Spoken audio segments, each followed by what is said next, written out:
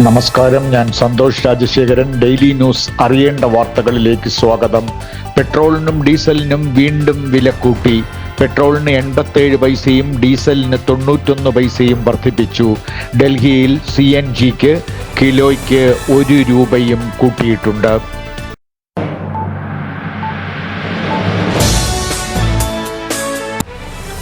മുഖ്യമന്ത്രി കസേരയ്ക്കുള്ള കടുപിടിക്ക് ശേഷം കോൺഗ്രസ് അധ്യക്ഷനാകാനുള്ള ശ്രമങ്ങളിൽ Kodikunnil Suresh, Benny Behanan, Joseph Vazhakkan, Anto Antony, KC Joseph, Mathew Kuzhalnadan എന്നിവരുടെ പേരുകൾ പറഞ്ഞു കേൾക്കുന്നു. പ്രസിഡന്റും വർക്കിംഗ് പ്രസിഡന്റും ഉണ്ടാകുമെന്നാണ് സൂചന.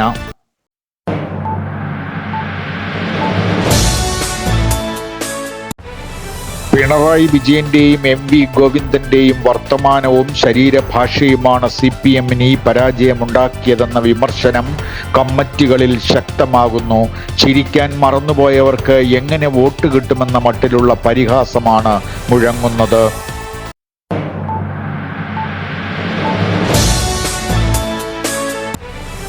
മുഖ്യമന്ത്രി VD സതീശൻ ഡൽഹിയിലെത്തി. കോൺഗ്രസ് നേതാക്കളുമായി ചർച്ചകൾ. ഒപ്പം തിങ്കളാഴ്ച മടങ്ങുന്നതിന് മുമ്പ് പ്രധാനമന്ത്രിയെ കാണാനും ശ്രമിക്കുമെന്നറിയുന്നു.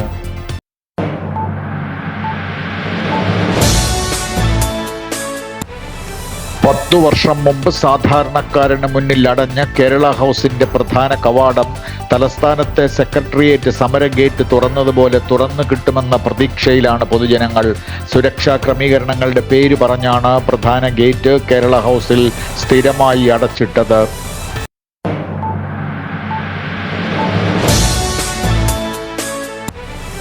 ഉമ്മൻചാണ്ടിയെ സോളാർ കേസിൽ പ്രതിയാക്കാൻ അതിജീവിതയോട് ഗണേഷ് കുമാർ പറയുന്നത് കേട്ടു എന്ന് KPCC അംഗം CR നജീബ് മൊഴി നൽകി. കൊട്ടാരക്കര ഫസ്റ്റ് ക്ലാസ് ജുഡീഷ്യൽ മജിസ്ട്രേറ്റിന് മുന്നിലാണ് നജീബിന്റെ മൊഴി.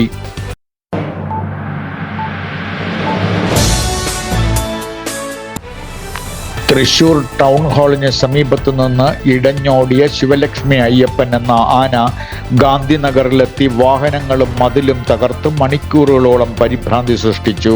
ദൃശ്യങ്ങൾ പകർത്തിയ മാധ്യമപ്രവർത്തകരെ ആനയുടെ ജോലിക്കാർ ആക്രമിച്ചതായും പരാതി. എലിഫന്റ് സ്ക്വാഡും ആനയുടെ പാപ്പാന്മാരും ചേർന്ന് ആനയെ നിയന്ത്രണത്തിലാക്കി.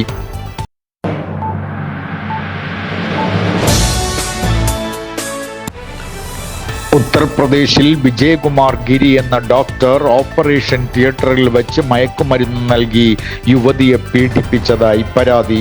ഡോക്ടർ പദവി റദ്ദാക്കാനും ആശുപത്രി സീൽ ചെയ്യാനും ഉത്തർപ്രദേശ് ആരോഗ്യമന്ത്രി ഉത്തരവിട്ടു. ഡോക്ടറെ അറസ്റ്റ് ചെയ്തിട്ടുമുണ്ട്.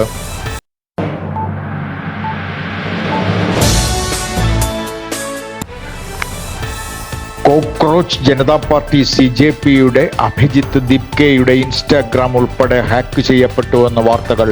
കേന്ദ്ര സർക്കാർ നേരത്തെ തന്നെ രാജ്യരക്ഷാ റിപ്പോർട്ടിന്റെ അടിസ്ഥാനത്തിൽ ഈ പാറ്റ പാർട്ടിയുടെ X അക്കൗണ്ട് ബ്ലോക്ക് ചെയ്തിരുന്നു.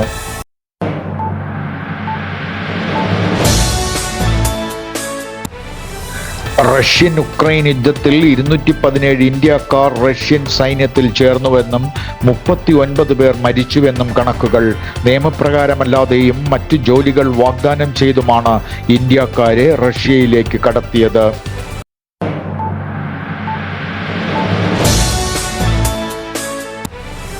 മകന്റെ വിവാഹ ചടങ്ങുകൾ പോലും ഉപേക്ഷിച്ച് US പ്രസിഡന്റ് ഡൊണാൾഡ് ട്രംപ് വാഷിംഗ്ടണിൽ തുടരുന്നത് ഇറാനെ ആക്രമിക്കാൻ ഉത്തരവിടാനാണെന്ന് സൂചന. ഇതിനിടെ ഇറാൻ വ്യോമപാത അടച്ചിടുകയും ചെയ്തു. ഹോർമൂസ് ദ്വീപ് ഇടനാഴി തുറന്നതിനാൽ 30-ൽ പരം കപ്പലുകൾക്ക് യാത്ര തുടരാനായി.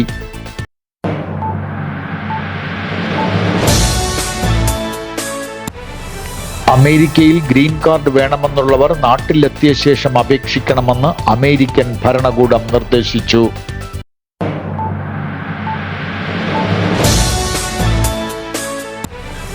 എറണാകുളം മലയിടം തുരുത്തിൽ കുടിയേറ്റ കുടുംബങ്ങളുടെ കാര്യത്തിൽ ശാശ്വത പരിഹാരത്തിന് വഴിതെളിയുന്നു.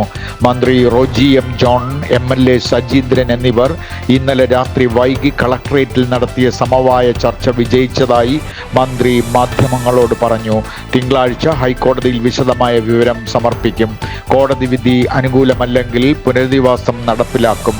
കഴിഞ്ഞ 10 വർഷം ഒന്നും ചെയ്യാത്തവർ കലക്കവെള്ളത്തിൽ മീൻ പിടിക്കാൻ ശ്രമിക്കുകയാണെന്ന് MLA PP സജീന്ദ്രൻ പറഞ്ഞു. കൂടുതൽ അറിയേണ്ട വാർത്തകൾ അടുത്ത ഡെയിലി ന്യൂസ് ബുള്ളറ്റിനിൽ കേൾക്കാം. നന്ദി, നമസ്കാരം.